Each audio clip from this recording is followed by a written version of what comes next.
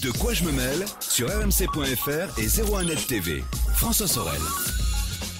Salut à tous et bienvenue. De quoi je me mêle, toute l'actualité des nouvelles techno, vous le savez.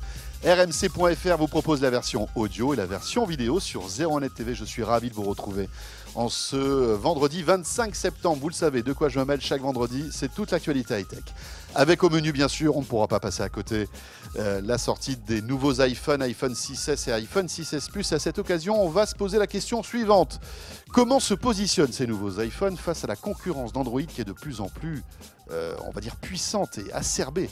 Eh bien, ce sera tout à l'heure avec Christopher Siminelli du Labo 01net qui viendra nous donner un petit peu les atouts et aussi peut-être les inconvénients de ces nouveaux iPhones. On retrouvera aussi Pépé Garcia tout à l'heure. Il va nous parler de télé, non pas 4K, mais 8K, ça arrive. Et puis sa petite sélection de produits high-tech, bien sûr. Pépé Garcia dans De quoi je me mêle. Ce sera tout à l'heure. Mon Twitter F Sorel, la page Facebook de quoi je me mêle qui vous attend. Vous cliquez sur j'aime, bien évidemment. Soyez les bienvenus. C'est parti. De quoi je me mêle sur rmc.fr et 01net TV. Et comme chaque vendredi pour débuter ce De quoi je me mêle, place à l'actu vue par les meilleurs journalistes de la place de Paris. Mesdames, messieurs, vous les connaissez. À ma gauche, Jean-Sébastien Zanqui qui est là. Salut Jean-Sébastien. Bonjour François, bonjour journaliste à Metro News. On va jeter un œil justement sur quelques-uns des titres d'actualité que vous avez pu lire cette semaine sur Metro News. Tout à fait. Évidemment en version web, mais appli mobile et sur tablette aussi. Et puis Jean-Marie Portal qui est là. Bonjour Jean-Marie. Bonjour François. Qui représente dignement la presse écrite de l'actualité high-tech. Ben oui, Voilà. la meilleure. Avec 01net Mag, avec ce numéro qui est dans les kiosques. Et on va s'intéresser tout à l'heure à l'e-learning. Oui. Jean-Marie, c'est vrai que l'e-learning, bon, ça fait des années qu'on en parle. Pas toujours très sexy, mais quand on rajoute un peu de ludique dans l'e-learning, ça peut passer. Et c'est justement l'idée qu'il y a eu une boîte française qu'on va découvrir tout à l'heure. Tout à fait. Voilà. Mais pour débuter, donc, on va jeter un œil sur l'actu de cette semaine dans le monde des nouvelles techno. Et on va commencer par cette prime d'1 million de dollars pour pirater l'iPhone. Oui, tout à fait. Alors, c'est quelque chose qui a fait un petit peu trembler les clients d'Apple là, cette semaine parce que c'est une start-up américaine qui s'appelle Zerodium, qui a été fondée d'ailleurs par un Français qui s'appelle Shaoki Bekrar, qui a fondé ça aux États-Unis et qui propose de pirater iOS 9, donc le nouveau système d'exploitation d'Apple, pour 1 million de dollars. Alors, il y a des règles très précises quand même. Oui, on ne va pas vous donner 1 million comme ça. Voilà, c'est que le piratage doit se faire à distance. C'est-à-dire que ça se fait par un site web ou par SMS, MMS ou e-message. Donc c'est vraiment avec une volonté de vouloir infiltrer le téléphone à distance et non pas de vouloir le jailbreaker comme on pourrait faire avec son téléphone pour débloquer de nouvelles fonctionnalités par exemple. Oui, c'est-à-dire que sans toucher, en fait, sans jailbreaker le téléphone, il faut qu'on arrive à trouver une faille. Exactement, avec un message qui est un petit peu vérolé ou quelque chose comme ça pour prendre le contrôle sur l'iPhone. Alors c'est un petit peu bizarre hein, parce que cette start-up Zerodium, son fondateur avait déjà fait une ancienne société il y a une dizaine d'années aux États-Unis. En plus, c'est une personnalité française, je crois. Oui, tout à fait. C'est un Français qui a fondé ça aux États-Unis il y a une dizaine d'années, son ancienne société, qui avait les mêmes dessins. C'est-à-dire qu'en fait, il voulait revendre ce genre de choses à des grandes entreprises ou des agences gouvernementales. Et parmi les clients de son ancienne société, il y avait par exemple la NSA. Donc voilà, c'est un petit peu bizarre hein, la collusion du milieu dans lequel ça se fait. Ce 1 million de dollars qui incite les hackers et les pirates en tout genre. Mais d'où vient cet argent? Parce qu'1 million de dollars pour une. Enfin, il vient de cette start-up qui est son business en fait de faire des solutions de sécurité entre guillemets pour ses clients. En gros, on comprend que c'est un peu de l'espionnage. Et puis c'est surtout un joli coup de com. Et c'est surtout un joli coup de com parce qu'on ne connaissait pas forcément cette start-up. Ça va être intéressant de voir si, avec 1 million de dollars, un petit malin arrive à trouver une faille dans iOS 9, puisque en fait là, c'est pas l'iPhone finalement, c'est le système d'exploitation qui régit tout ça. Moi, ce qui m'intéresserait de savoir, c'est quand eux payent 1 million de dollars, ce qu'ils en tirent. Parce que s'ils sont prêts à donner 1 million de dollars, vous imaginez a priori le nombre de millions que eux vont récupérer derrière. Il y a un bénéfice forcément. Déjà, la NSA leur en donne 10. Voilà. Voilà. En plus. Ils mettent ça aux enchères. Voilà, c'est ça, je pense. Bah oui. On enchaîne avec le monde Android maintenant. Le monde Android qui s'apprête à vivre sa grande soirée. Google va nous annoncer beaucoup de nouveautés mardi soir prochain. Et d'ailleurs, cette soirée, vous pourrez la suivre sur 01net TV en direct. On vous proposera un live vidéo pour pas mal de nouveautés visiblement, hein, Jean-Sébastien. Oui, tout à fait. Cette conférence du 29 septembre est assez attendue puisque, en gros, ça va tourner autour de tout ce qui est smartphone. On attend beaucoup. Ça fait un petit moment qu'il n'y a pas eu de renouvellement en termes de Nexus, hein, vraiment pur et dur chez Android, sous la marque Google. Donc, on attend en fait 2 nouveaux smartphones. Le Nexus 5X, qui serait le successeur du 5 qu'on connaît, qui est vieillissant maintenant, qui était sorti en octobre 2013, le 5. Donc, s'il était temps. Ce sera un téléphone avec un écran de 5,2 pouces, un capteur d'empreinte digitale, et puis également un capteur photo de 16 mégapixels. Voilà, c'est un petit peu les rumeurs qu'il y a en ce moment autour de ce téléphone-là. Il y aura aussi le Nexus 6P, qui lui serait du coup grande nouveauté, fabriqué par Huawei. Donc c'est la première fois que Google participerait à sa conception avec un constructeur chinois. Et c'est un beau coup pour Huawei puisque c'est quand même une manière pour lui de remettre dans la cour des grands. En quelque sorte, hein. Exactement, qui est quand même le constructeur, le 3e constructeur mondial, mais qu'on connaît peut-être un peu moins parce qu'il est très performant sur son marché domestique, mais moins dans le monde. Donc avec les deux, on embarquerait aussi un USB-C, donc le réversible, voilà, à la Lightning, comme sur les iPhones ou les iPads. Voilà, il serait peut-être disponible le 13 octobre prochain. On espère que ce soit ça. On n'a pas encore vraiment de prix. Il y a beaucoup de rumeurs pour l'instant autour de ça, mais très peu d'infos. Donc on attend cette soirée-là, où il y aurait également certainement le Chromecast 2, vous savez, cette petite clé HDMI, voilà, Wi-Fi, qui est très pratique, qui permet de streamer sur son téléviseur les contenus de son téléphone ou de sa tablette. Donc c'est vrai que cette Chromecast commence à dater, et quand on sait que aujourd'hui, voilà, tous les ans, il y a des nouvelles puces Wi-Fi, il y a de nouvelles fonctionnalités qui arrivent. Il était temps justement de rafraîchir le hardware de cette clé Chromecast. Hein. Tout à fait. On sait ce qu'elle pourrait ajouter ou pas? On n'a pas d'informations. Elle aurait aussi certainement une sortie audio qui permet de la brancher, pourquoi pas, simplement un ampli. Voilà, comme c'est un peu la porte express pour Apple. Voilà, donc ce ne serait pas que de la vidéo, ça serait aussi de l'audio, pourquoi pas. Voilà, la Chromecast qui est bien pratique pour, par exemple, regarder toutes les vidéos de Netflix, hein, si on est abonné au service du géant américain. Voilà, on en saura plus mardi soir prochain. Ça sera dans la soirée, ici, à vivre sur 01net TV.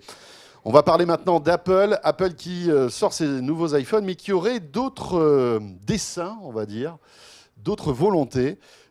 C'est une rumeur qui commence à s'amplifier dans la Silicon Valley. Apple travaillerait sur une voiture connectée et autonome en plus. Et autonome, voilà. Ça fait plusieurs mois que la rumeur existe. Autonome Autonome, oui. Enfin, autonome, c'est-à-dire... Avec une batterie d'iPhone.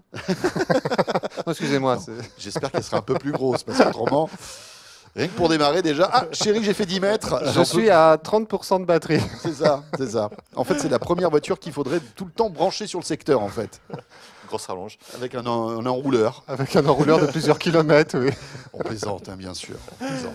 Je suis sûr qu'Apple va résoudre ce problème. Oui, autonome, c'était vraiment dans le sens où elle conduirait toute seule. Voilà, c'est ça. Voilà, où il n'y aurait pas besoin d'être au volant. Donc, ça reste comme un des grands fantasmes de l'automobile actuellement.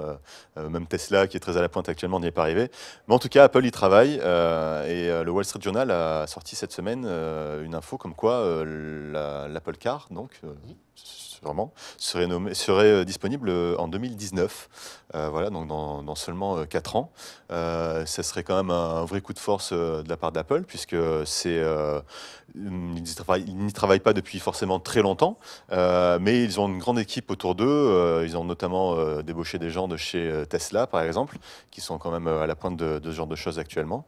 Donc voilà, il y a aussi certaines rumeurs, selon Wall Street Journal, que Apple pourrait dans un premier temps s'allier avec un constructeur existant pour pourquoi pas avoir des technologies. Bénéficier son réseau de distribution, parce que vendre une Apple Car dans un Apple Store, ça va être un peu compliqué.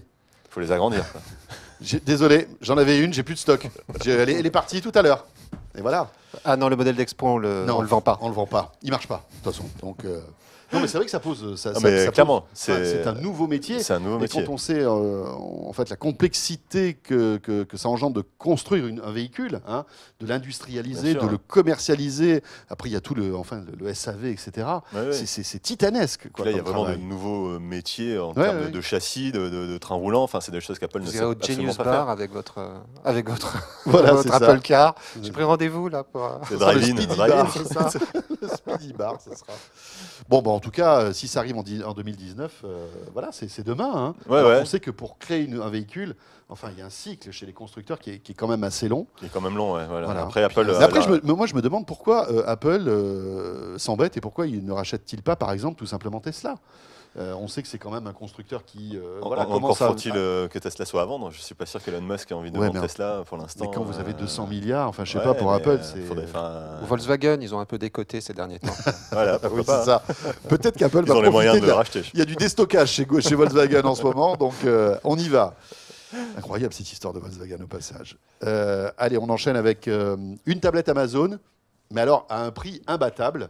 C'est vrai qu'en général, on peut trouver des tablettes tactiles à 60 €, mais bon, c'est des tablettes qui sont vendues dans les hypermarchés, entre les couches et les surgelés, qui ne sont pas forcément de très bonne qualité. Là, Amazon sort une tablette à 60 $, c'est ça? Alors à 50 $ et 60 €, en Europe. Donc voilà, c'est une tablette qui est relativement basique. Hein. Effectivement, elle est quand même un peu épaisse. J'ai vu tout ce les caractéristiques. Elle fait presque 2 cm d'épaisseur.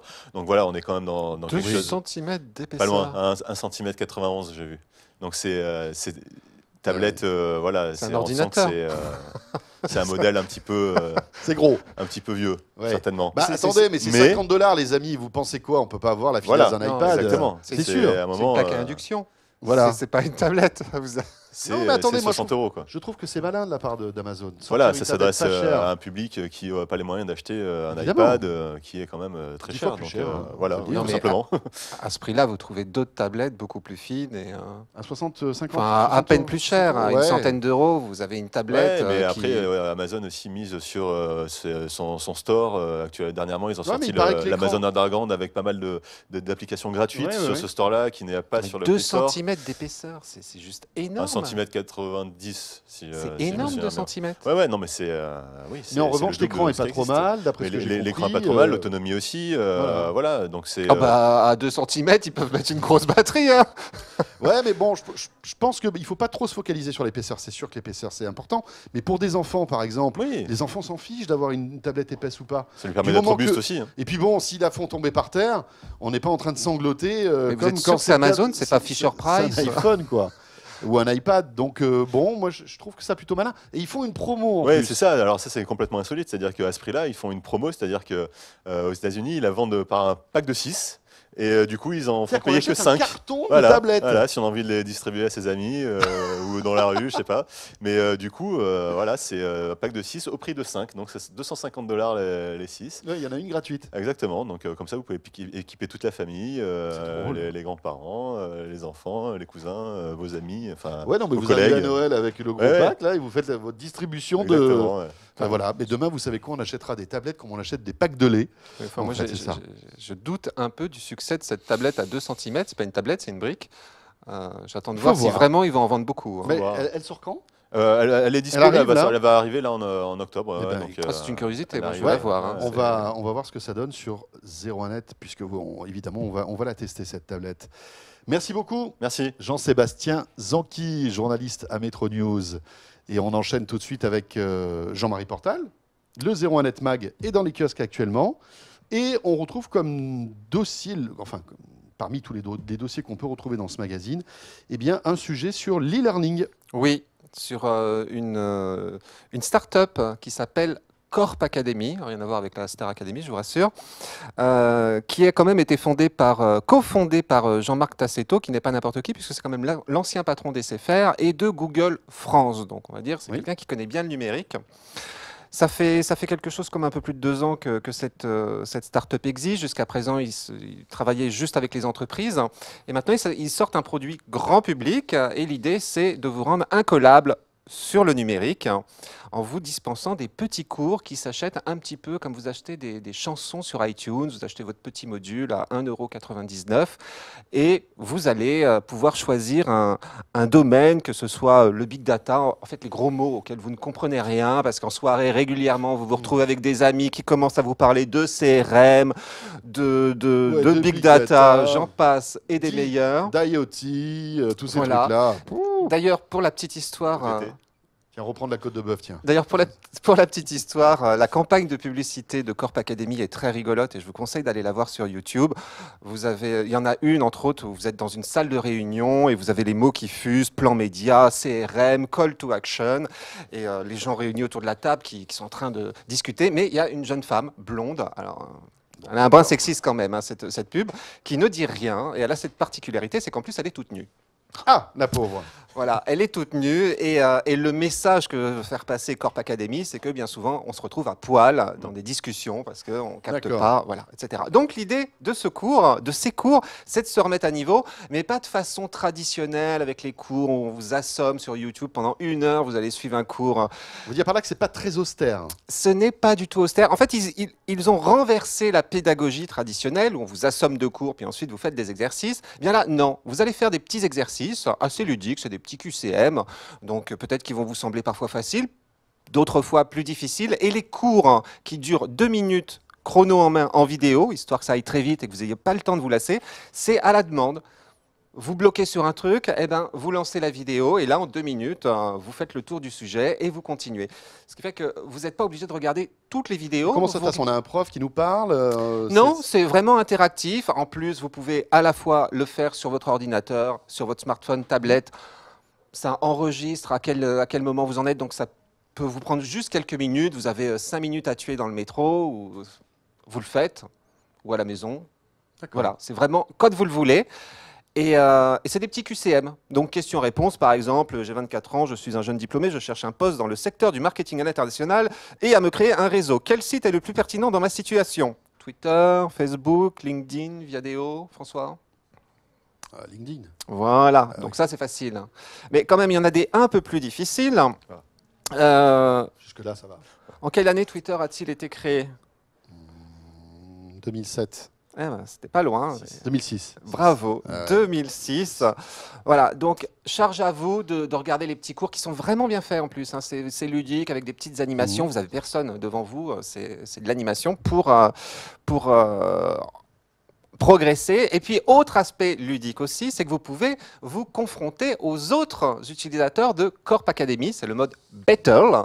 Donc, une fois que vous êtes bien au point sur un sujet, bien entraîné. Voilà, je suis à fond sur le big data. Vous êtes à fond sur le big data. Là, vous le sentez bien. Ah ouais. Voilà, vous le sentez bien, le big data. Donc là, vous pouvez lancer un défi à un autre étudiant de la Corp Academy. Et là, par contre, il faut vraiment être au point parce que c'est chronométré. Donc, vous avez une dizaine de questions. Il va falloir répondre le plus vite possible. L'autre va faire la même chose. Pas forcément en même temps. En plus, vous pouvez faire ça en décalé. Et ensuite, vous avez le résultat du match. Et vous gagnez, bien évidemment. Il y a des points à gagner. Pour aussi vous inciter à progresser, il y a des vies que vous pouvez perdre si vous répondez trop mal. Au bout d'un moment, il va falloir tout recommencer depuis le début. Donc, on vous incite à faire quelques petits efforts. Et vous pouvez obtenir des petites certifications. Donc de débutant, expert, jusqu'à coach. Et lorsque vous devenez coach, ce qui est intéressant, c'est que vous pouvez aider les autres étudiants de la Corp Academy qui peuvent vous solliciter pour avoir des petits coups de main. Donc on va dire que c'est vraiment un environnement très ludique, à grignoter. Vraiment, c'est le petit morceau que vous achetez sur iTunes et vous faites comme ça le tour de... Actuellement, ça ne se concentre que sur l'univers numérique. Donc, big data, je vous le disais, CRM, Internet, commerce en ligne, il y a vraiment des sujets sur les moteurs de recherche. Mais est-ce que ces certifications ont une valeur aussi après, lorsqu'on est, enfin quand je vais voir un employeur, je peux lui dire, j'ai telle certification. Est-ce que ça équivaut à des diplômes ou pas? Alors, c'est l'objectif en fait de Corp Academy. Aujourd'hui, la certification, vous pouvez gruger, ça n'a pas vraiment de valeur. Voilà. Mais justement, la Corp Academy travaille là-dessus pour pouvoir mettre en place des certifications où là, on va vérifier qu'effectivement, vous avez bien fait les choses dans les règles de l'art. Ce qu'il faut savoir, c'est qu'ils ont déjà une première expérience au niveau des entreprises, parce que là, ça arrive au niveau du grand public, mais depuis 2 ans, ça tourne en entreprise. Ils ont des grands clients comme Danone, entre autres, qui utilisent ce genre de système pour perfectionner leurs salariés, et ça marche. Donc vraiment, là, on bascule plus sur l'univers grand public. Un dernier petit détail, pour le moment c'est que du digital, mais leur objectif c'est bien évidemment de s'ouvrir sur d'autres domaines. Donc eux, ils sont fournisseurs, ils fournissent la plateforme, ils vérifient la qualité du contenu, etc. Mais l'idée c'est de nouer des partenariats éventuellement avec des centres de formation ou avec des gens qui veulent délivrer des cours dans tous les domaines. Donc ça devrait se développer et je vous le conseille parce que moi je me suis bien amusé. Corp Academy, donc. Et on salue Jean-Marc Tassetto qui est un ami de quoi je me mêle, qui a monté ce concept qui marche bien. Merci beaucoup Jean-Marie Portal. Merci François. Voilà, et ce de quoi je me mêle se poursuit bien sûr dans un instant. On va parler avec Pépé Garcia de Télé 4K. Il a sa petite sélection de produits high-tech aussi qu'on va retrouver dans un instant. Et puis après, on évoquera évidemment les iPhone 6S et iPhone 6S Plus. Si on les compare à, on va dire, la concurrence Android, qu'est-ce qu'ils donnent? Est-ce que les iPhone 6 sont toujours les meilleurs smartphones du moment? C'est pas sûr. Et on verra tout à l'heure le verdict de Christopher Siminelli. A tout de suite donc. De quoi je me mêle sur rmc.fr et 01net TV.